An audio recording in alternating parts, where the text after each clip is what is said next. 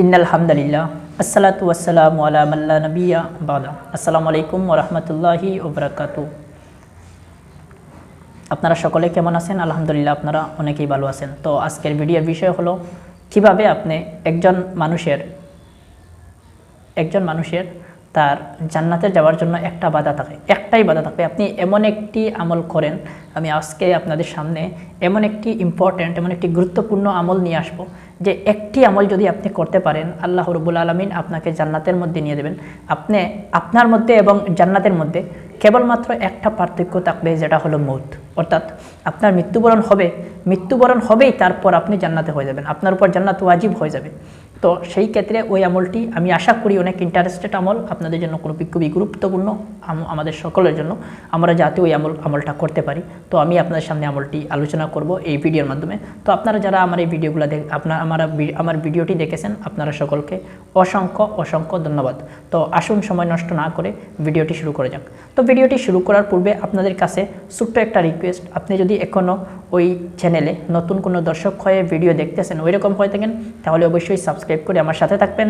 Facebook থেকে video দেখলে অবশ্যই ভিডিওটি শেয়ার করে অন্যদেরকে দেখার সুযোগ করে দেবেন এবং আমার এই পেজটি ফলো করে রাখবেন। তো দেখুন, আমরা আজকে এমন একটি আমল আপনাদের সামনে নিয়ে এসেছি, যে আমলটি যদি আপনি করতে পারেন, হাদিসে এসেছে যে মানুষ তার মধ্যে আর জান্নাতের মধ্যে পার্থক্য একটাই, সেটা হলো মৃত্যু। আপনার মধ্যে জন্নতে যাবার একটাই পার্থক্য থাকবে, সেটা হলো একটা বাধা থাকবে, সেটা হলো মৃত্যু। অর্থাৎ আপনার মৃত্যুবরণ হবে, তারপরে আপনি মৃত্যুবরণ করবেন, তারপরই আপনি জান্নাতে চলে যাবেন। সুবহানাল্লাহ, এমন একটি গুরুত্বপূর্ণ আমল যেটা আমাদেরকে দেওয়া হয়েছে। তো আসুন এই আমলটি শুরু করা যাক। দেখুন, এই আমলটি হলো আপনিও মুসলমান, আমিও মুসলমান, আমরা সকলে জানি আমাদের উপর 5টি ওয়াক্ত নামাজ ফরজ রয়েছে। আমরা 5টি ওয়াক্ত ফরজ নামাজ পড়তে হয়, সেগুলা ফরজ, কেননা ফরজ আমরা পড়তেই হবে, আমরা সকলে জানি। তো সবাই ফরজ নামাজ পড়ার চেষ্টা করবেন। এবং আমি যে আমলটি আপনাদেরকে বলবো, সেই আমলটি আপনার ফরজ নামাজের পরেই আপনি আমলটি করতে হবে। ফরজ নামাজের পরেই, প্রত্যেক ওয়াক্ত ফরজ নামাজের পরে আপনি ওই আমলটি করবেন, প্রত্যেক নামাজের ফরজের পরে। যেমন আপনি ফজরের নামাজ পড়েছেন, ফজরের ফরজ পড়ার পরই, অন্য তসবিহ পড়ার পূর্বেই আপনি ওই আমলটি করবেন।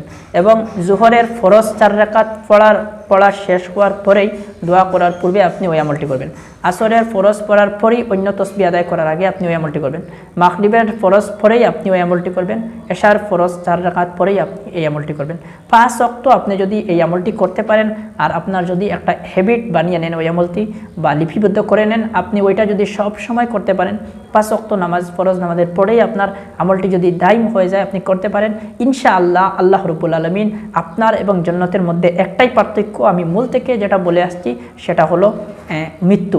আপনি জাস্ট মৃত্যুবরণ করবেন, আজই মৃত্যুবরণ করলে আপনাকে আল্লাহ তাআলা আজই জান্নাতের মধ্যে দিয়ে দেবেন, কেননা আপনি ওই আমলটি করেছেন। তো তার সাথে ফরজ যেগুলো আমাদের উপর এসেছে, সেগুলো কিন্তু আমাদের প্রথমত আদায় করতে হবে, তারপর আমরা আমল করব। আশা করি আপনারা বিষয় বুঝছেন। আমাদের উপর যে ইসলাম যে ফরজগুলো দিয়েছে, যেমন আমাদের উপর নামাজ 5 ওয়াক্ত ফরজ দিয়েছে, আমাদের উপর 1 মাস রোজা ইসলাম ফরজ করা হয়েছে ইসলামের মধ্যে, এবং যদি আমাদের নিসাব পূর্ণ হয় আমরা যাকাত দেবো, এটা আমাদের উপর ফরজ রয়েছে। তারপর যদি আমাদের হজ ফরজ হয়, আমরা হজ আদায় করব। এই যে 4-5টা ফরজ রয়েছে, 5টা, ওই ফরজগুলো আপনি আদায় করতে হবে। তারপর আপনি এই এক্সট্রা আমলগুলো করবেন, ইনশাআল্লাহ আল্লাহ তাআলা এই আমলগুলো কবুল করে নেবেন। এবং আল্লাহ তাআলা তো এই আমলগুলো আমাদেরকে দিয়েছেন, বিশ্বনবী আখির নবী হযরত মুহাম্মদ সাল্লাল্লাহু আলাইহি ওয়াসাল্লামের উম্মত হিসাবে আমাদেরকে ওইগুলা এক্সট্রা বোনাস হিসাবে আমাদেরকে দিয়েছেন। আমাদের জীবনের হায়াত অনেক কম থাকে, আমরা সকলে জানি অন্যান্য নবী রাসূলদের উম্মতের হায়াত থেকে আমাদের হায়াত অনেক কম, কিন্তু কম হায়াত দিলেও আমাদেরকে কম সময় আমরা যাতে বেশি আল্লাহর ইবাদত করতে পারি। বলুন সুবহানাল্লাহ, আপনারা সুবহানাল্লাহ বলবেন, কেননা সুবহানাল্লাহ হলো আল্লাহর তারিফ, আল্লাহর প্রশংসা। তো আই হোপ আপনারা বিষয়টি বুঝতে পারছেন। এখন প্রশ্ন হলো ওই আমলটি কি, এখন কি পড়তে হবে, কি আমলটি করতে হবে। আমি আপনাদেরকে আমলের টাইম বলে দিয়েছি ইনশাআল্লাহ। তো কি আমল করব, সেটা হলো কোরআন শরীফের একটা আয়াত। কোরআন শরীফের কয়টা আয়াত রয়েছে, যেগুলো আমরা সকলে জানি আয়াতুল কুরসি নামে পরিচিত, যেগুলো হলো আয়াতুল কুরসি। আল্লাহু লা ইলাহা ইল্লাহু ওয়াল হাইয়ুল কাইয়ুম লা তাখুযুহু সিনাতুন ওয়ালা নাওম লাহু মা ফিস সামাওয়াতি ওয়া মা ফিল আরদ। তো ওই আয়াতটি আমি আপনাদেরকে স্ক্রিনের মধ্যে দিয়ে দেব এবং আপনারা ওইখান থেকে পড়ে ওটা শিখে নেবেন। এবং আমি আশা করি প্রায় আমাদের অনেকের এই আয়াতটি শিখা রয়েছে। তো এই ভিডিও না, আমি অন্য আরও একটি ভিডিওর মাধ্যমে এই আয়াতটি আপনাদেরকে একদম ব্যঙ্গে অর্থ সহকারে আপনাদেরকে স্ক্রিনে দিয়ে শিখিয়ে দিব। তো আশা করি আপনারা বুঝতেছেন এই আয়াতুল কুরসির যে আয়াতগুলো রয়েছে ওই আয়াতগুলো আপনি প্রতি ওয়াক্ত নামাজের পরে, ফরজ নামাজের পরে যদি আপনি পড়তে পারেন বা পড়েন, আমল করেন, আল্লাহ রাব্বুল আলামিন আপনাদেরকে সঙ্গে সঙ্গে মৃত্যুর পরে সঙ্গে সঙ্গে আপনাদেরকে জান্নাতের মধ্যে প্রবেশ করবেন। তো আই হোপ আপনারা বিষয়টি বুঝতে পেরেছেন। তো আজকের ভিডিও এখানেই সমাপ্ত করতেছি। ওই রকম ভিডিও যদি আপনার ভালো লেগে থাকে তাহলে অবশ্যই আমার চ্যানেলটি সাবস্ক্রাইব করবেন, ইউটিউব চ্যানেলটি, এবং ফেসবুক পেজ থেকে ভিডিও দেখলে ফলো করবেন এবং ভিডিওটি শেয়ার করে অন্যদেরকে দেখার সুযোগ করে দেবেন। তো সকলে ভালো থাকুন, সুস্থ থাকুন, দেখা হচ্ছে সকলের সাথে নতুন আরেকটি ভিডিওর মাধ্যমে। ধন্যবাদ, খুদা হাফিজ, আসসালামু আলাইকুম ওয়া রাহমাতুল্লাহ।